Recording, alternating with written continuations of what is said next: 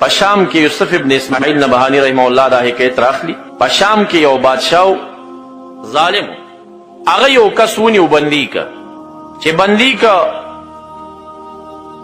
او به د هغه نه هغې زمانې سره 2 لکه درهم وغوښتل چې دا د په وس کې پوره نه و.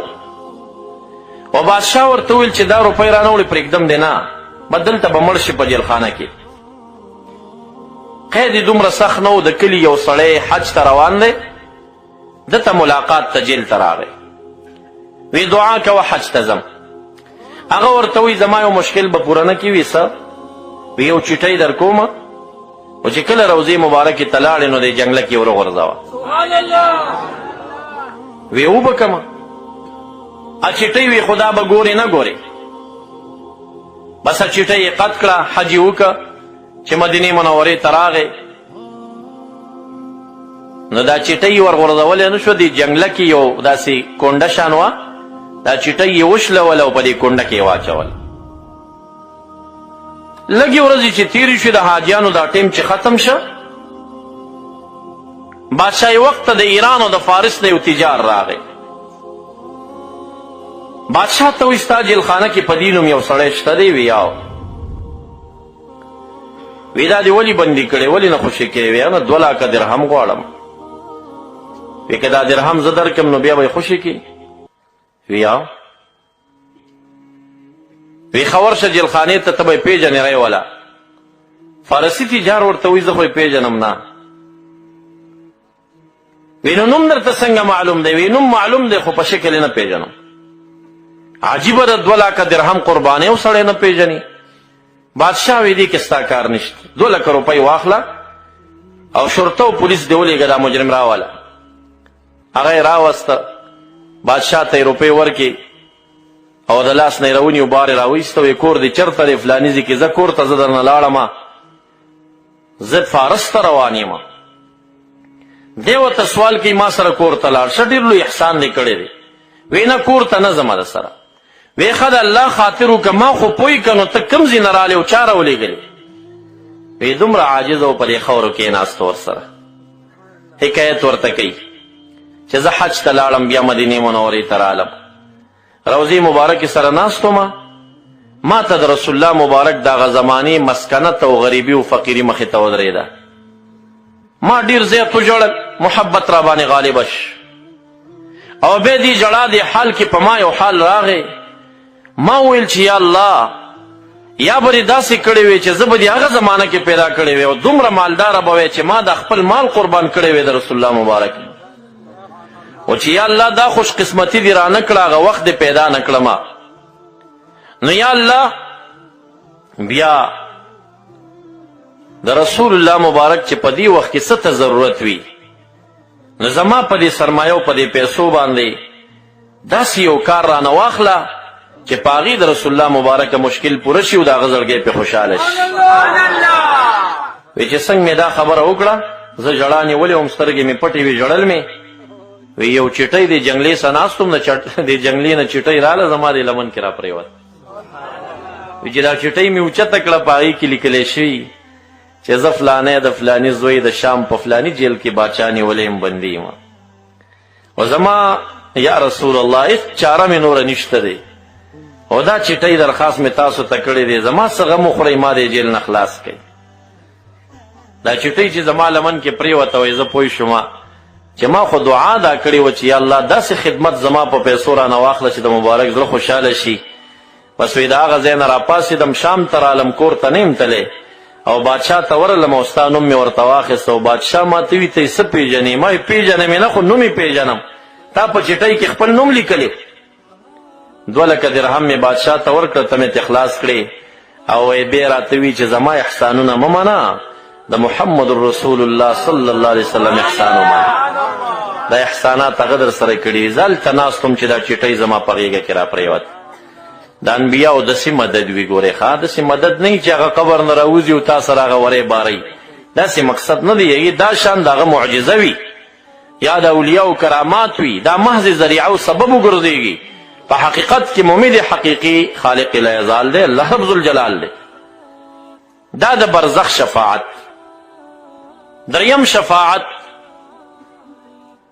دا په ورځ د قیامت کې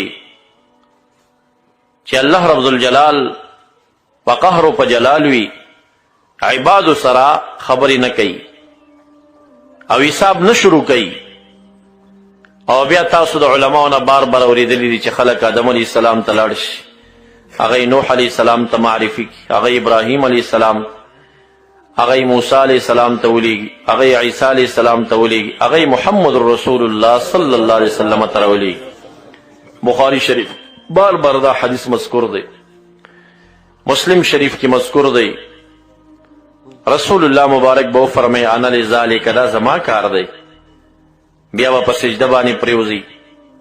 مختلف روایات دي، مختلف الفاظ دي، خو نچوړي همدغه جوړیږي چې څلور حصو کې په یوه سجده باندې یوه حصه ورته معاف کیږي، په دویمه نصفه معاف کیږي، په دریمه باندې ثلثان معاف کیږي، په څلورمه باندې د چا په زړه کې چې د غوښ د دانې عمر ایمان هغه ټول معاف کیږي ورته، او په عبادو کې حسابیانې شروع کیږي. دا شفاعت اولیاء نشي کولی، یو نبی نشي کولی، دا خصوصیت د محمد رسول الله صلی الله علیه وسلم. څلورم شفاعت چې امام جلال الدین سیوطی رحمه الله په البدور السافره کې بیان کړی چې هغې کې خصوصیت د محبوب دی، بل چاته نشته. هغه شفاعت هغه رفع الموازین بعد خفت حال بعض الناس بشفاعت المصطفى صلی الله علیه وسلم. نو په دې میاشت کې صاحب قرآن دنیا ته راغلی دی، دې میاشت کې محمد رسول الله صلی الله علیه وسلم پیدا دی.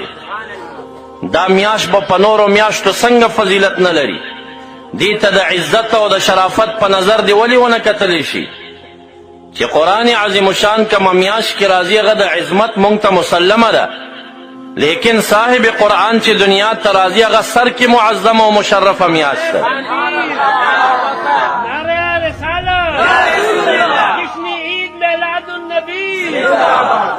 زما معززو دا خلق سر نه خلاصوي په خبره باندې. د جمعې دا ورځ په مسلمانانو کې د عظمت ورځ ده که نه ده؟ جواب راکړئ راته. هغه ملا صاحب، هغه شیخ القرآن، شیخ الحدیث لقب چې ځان ته ورکوي، ولو که شکل دی او زمیدار دی خو ځان ته به شیخ القرآن وایي، دغه شي باندې شیخ القرآني مه شرموئ، دغه نه شیخ القرآن دی نه شیخ الحدیث دی. الله شیخوخت هغه چاته ورکوي چې هغه ته بسطت د علم او د جسم وي، الله تعالی هغه کې نورانیت اچوي. د احادیثو خپل یو نور دی، یو ښایست دی، یو زینت دی. زما معززو، هغه څوک چې دې میلاد ته بدعت او ناروا وایي، هغې ملا نه تپوس وکړه چې د جمعې ورځ خاوند د عظمت ده که نه ده؟ تاسو هم پې پوهېږئ عظمت ده که نه ده؟ تاسو ورکې چوټیانې د دکان کوئ که نه کوئ؟ په هغې کې دې ورځ ته د شرافت او د بهترۍ په نظر ګورئ که نه ګورئ؟ بخاری شریف حدیث دی، علت د عظمت څه شی دی؟ لأن فیه خلق آدم، په دې کې د آدم علیه السلام پیدایش شوی دی. د جمعې د ورځې د عظمت بنیادی علت د حضرت آدم علیه السلام پیدایش دی. د آدم علیه السلام چې د الله یو بهترین نبی دی علیه السلام، د پیدایش دا ورځ سبب د بهترۍ د ورځې وګرځېده که ونه ګرځېده؟ چې رحمت للعالمین د دې میاشتې په 12 یا په 9 به اختلاف روایات دې میاشت کې دنیا ته راغی، دغې شپې دغې ورځې دغې میاشت ته به شرافت ورکوي که نه به ورکوي ورته؟ نه پوهېږم چې دې خلکو ته د چا ستنې وهلې شوي دي. دا چې په خوله کلمه ده، دا دننه یهودي ولې جوړېږي؟ پکار دا خو محمدي دی، دا دعوه د اسلام لري.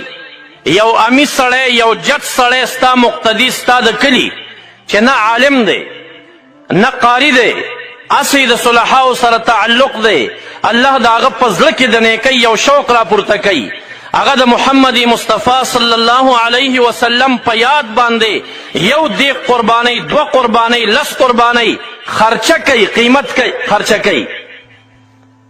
ستا دومره کمزوري ایمان دی چې ته د تافرین قدرې ووایې؟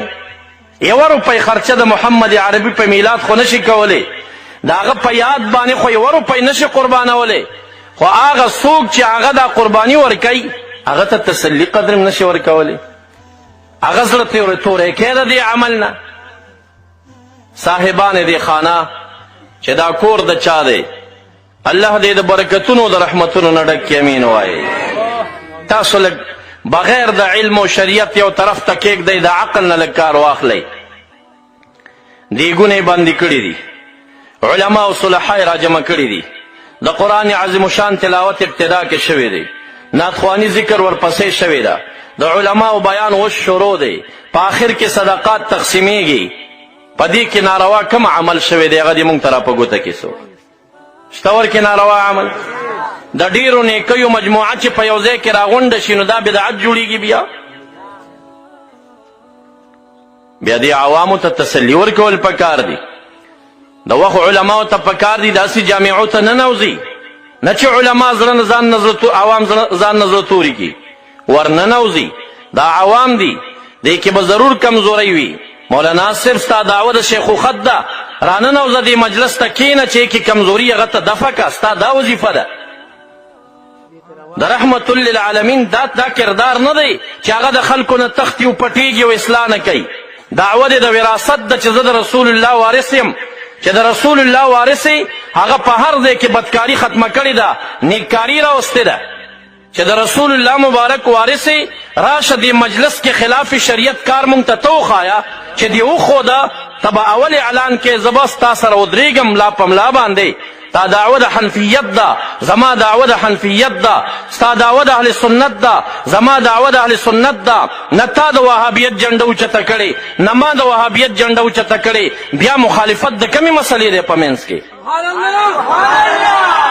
بهرحال افسوس، صد افسوس په داسې خلکو باندې، په داسې خلکو چې هغې ته نسبت د علم کېږي او هغې بیا داسې چې خیر دی جلسه وکړه او جماعت کې وکړه، خو دا ملا صاحب پکې مه راوله.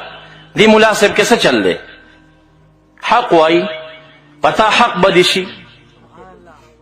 دا حق اورېدل نشي کولی، دغه سخته خبره ده.